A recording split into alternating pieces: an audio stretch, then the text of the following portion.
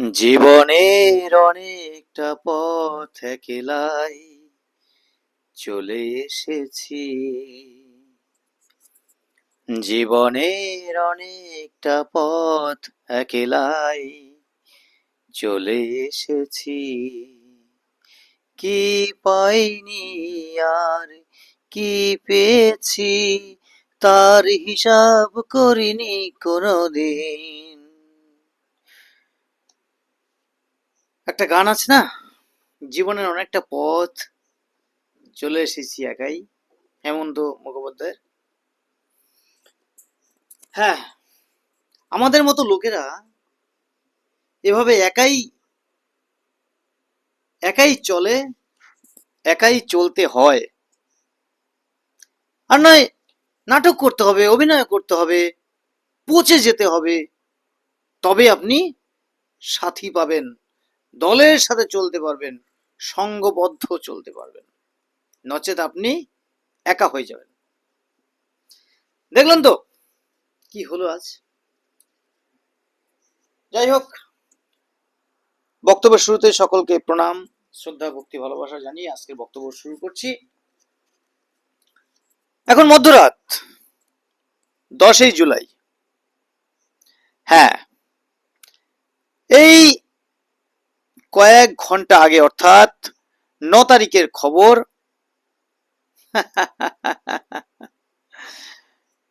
পচা কাঁঠালের, ভালো করে শুনুন, পচা কাঁঠালের থেকে কোয়া, বুঝেন কাঁঠালের কোয়া, কাঁঠালের কোয়া খুঁজে পাওয়া গেছে। পচেনি, ভালো, একদম তাজা, নিখুঁত কাঁঠালের কোয়া। কিন্তু কাঁঠালটা পচা, কাঁঠালের জাতটা পচা, বংশ পচা, কিন্তু কাঁঠালের ওইটুকু জায়গায় কাঁঠালের দানা অর্থাৎ বিচি, কাঁঠালের দানা এবং কোয়া, কল্লা, কল্লা যেটাই বলে কল্লা, কোয়াগুলো ভালো। সেখান থেকে টপা টপা টপা টপ তিনটে কোয়া ভারতীয় জনতা পার্টির সভাপতি মহাশয় অর্থাৎ শ্রমিক ভট্টাচার্য মহাশয় খুঁজে পেয়েছেন। হ্যাঁ, কাঁঠাল পচা হলেও কোনো ক্ষতি না। এই কাঁঠালের মধ্যে ওই ভালো বিচি, ভালো কোয়া থাকা চাই। কাঁঠালটা পচা হলেও আমার কোনো ক্ষতি নাই। আচ্ছা শ্রমিক বাবু, আপনাকে একটা কথা বলি। হ্যাঁ, কথাটা শুধু শ্রমিক বাবুকে নয়, কথাটা বিজেপির ঊর্ধ্ব কর্তৃপক্ষের প্রতি জানিয়ে রাখছি, মনে করিয়ে দিচ্ছি। আচ্ছা আচ্ছা, এই কীর্তন, এই কাণ্ড লীলা দেখার জন্য কি প্রাণ হাতে নিয়ে যুদ্ধ করে ভারতীয় জনতা পার্টিকে মানুষ এনেছে? এইসব দেখবো বলে কি কোনরূপ ভয় ভীতি না করে আপনাদের জন্য প্রতিবাদ করেছিলাম, কবিতা লিখেছিলাম, হুমকি ধুমকি পেয়েছিলাম, একা হয়েছি, ক্লাব থেকে তাড়িয়ে দিয়েছে, কোনো সংগঠন ডাকতো না,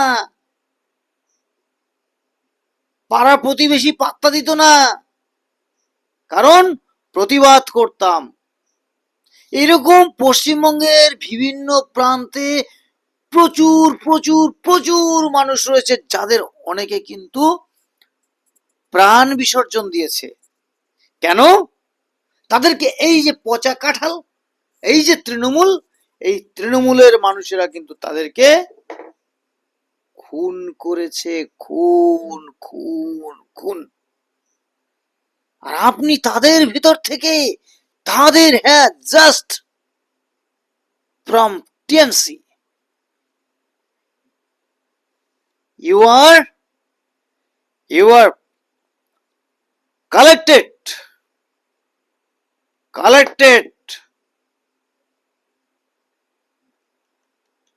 political person from ওই পচা কাঁঠাল টিএমসি।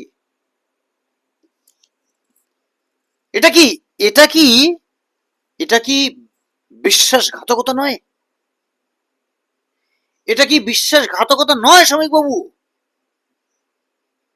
আর যারা আসছেন এই যে সুখেন্দু শেখর রায়, এনাকে যতটা একটু মোটামুটি ভদ্র মানুষ বলে মনে হয়েছিল।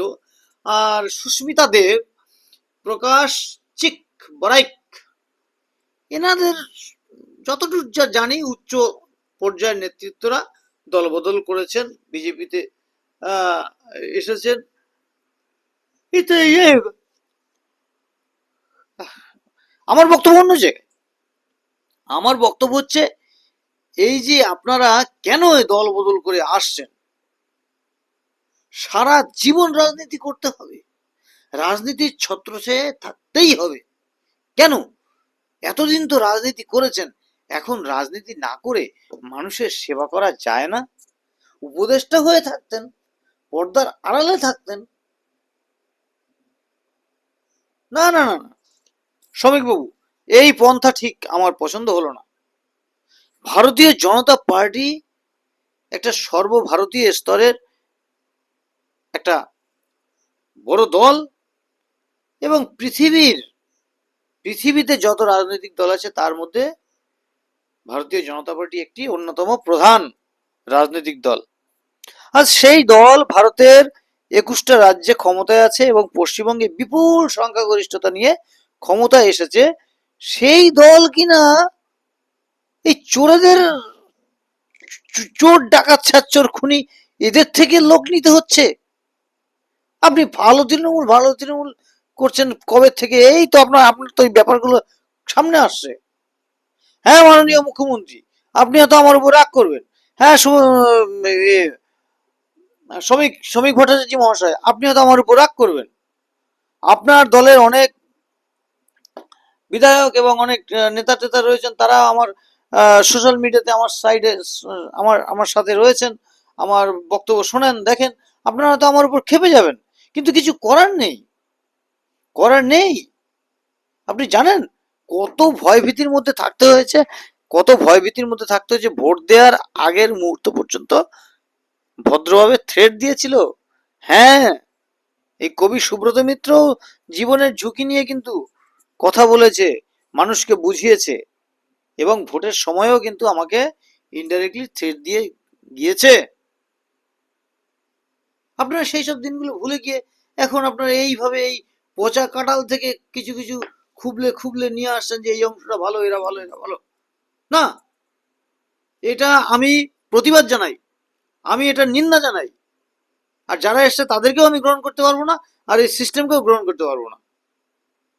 আপনারা দলের ভিতরে যারা আমি আমার কথা বলছি না, যারা এই আমাদের মতো যারা রয়েছে গঠনমূলক কথাবার্তা বলতো এবং দলের মঙ্গলের জন্য কথাবার্তা বলতো, এই ধরনের আপনি অনেক লোক খোঁজাখুঁজি করুন, পেয়ে যাবেন। তারা কিন্তু দলের মঙ্গল না করতে পারুক, দলকে পচাবে না। আপনি পচা কাঁঠাল থেকে দুটো কোয়া খুলে নিয়ে আসছেন। মাফ করবেন, অনেক রাত হয়ে গেছে তো, সারাদিন পরিশ্রম করার পর বসতে হলো। যা দৃশ্য দেখছি আপনাদের কাণ্ড কারখানা, কথা না বলে পারছি না। তো যে কথা বলছিলাম, এই যে আপনি ভাবছেন যে ঠিক, কিন্তু ওই যে পচা কাঁঠাল থেকে এনে আপনি এই অংশটাকে নিয়ে রাখছেন, আপনি কি করে জানলেন যে আগামী দিনে এই পচা জিনিসের মধ্য দিয়ে তো পচা গন্ধ থাকে, তার জাত বংশ এবং সমস্ত কিছু একটা থাকে। রাজনৈতিক পরিচয়ে, রাজনৈতিক মানুষদের কাছে তো রাজনৈতিক পরিচয়, সংস্কৃতি, এটাও তো একটা বংশমর্যাদার মতো। কোন রাজনৈতিক দল থেকে এসেছে, তাদের সংস্কৃতি কি, তাদের কি, তাদের ভাবধারা, এগুলো তো প্রভাব ফেলে। হ্যাঁ, এত বড় একটা চোর চিটিংবাজদের সাথে যারা ছিল তাদেরকে নিয়ে আপনি ঘর করার চেষ্টা করছেন, এগুলো কি? আপনি কি একেবারে নিরপেক্ষ মানুষ, বা এই শিক্ষা মহলের লোকজন বা অন্যান্য আপনি লোক পেলেন না? হ্যাঁ, এরা এরা তো এদের আমার তো মনে হচ্ছে এনাদের হয়তো এই পৌরসভা ভোটে পঞ্চায়েত ভোটে কাজে টাজে লাগাবেন, তারপরে তারা এরাই আবার আমাদের প্রতিনিধি হবে। তা আমরা কি করে বুঝবো? আর আপনাদের উপর কি করে ভরসা রাখবো বলুন? আপনাদেরকে তো মানুষ মানুষ দুহাত তুলে ভোট দিয়েছে, তারপরে এদের সাহায্য নিতে হচ্ছে কেন? কেন শ্রমিকবাবু? এটা কিন্তু মানুষ কিন্তু ভালো চোখে নেবে না। আপনি আপনারা তো চেষ্টা করবেন মানুষকে বোঝানোর, সে কিছুদিন পরে মানুষ ভুলেও যাবে, কিন্তু চর্চা হবে। চর্চা হবে, যেগুলো ভালো কাজ সেগুলো অনায়াসে যেরকম প্রশংসা পাচ্ছেন, আহ, মানুষের আশীর্বাদ শুভেচ্ছা পাচ্ছেন, কিন্তু যেগুলো মানুষ আশা করেনি অথচ আপনাদের দ্বারা দেখছে যে এগুলো হচ্ছে, হ্যাঁ, তখন সেটা তাদের আমাদের মতো মানুষদের এই এই বিশ্বাসে আপনি বিশ্বাসে মারছেন, বিশ্বাসঘাতকতা করছেন। তাই এ ব্যাপারে আর আমার কিছু বলার নেই। এটা আমার ঠিক ভালো লাগছে না। ধন্যবাদ।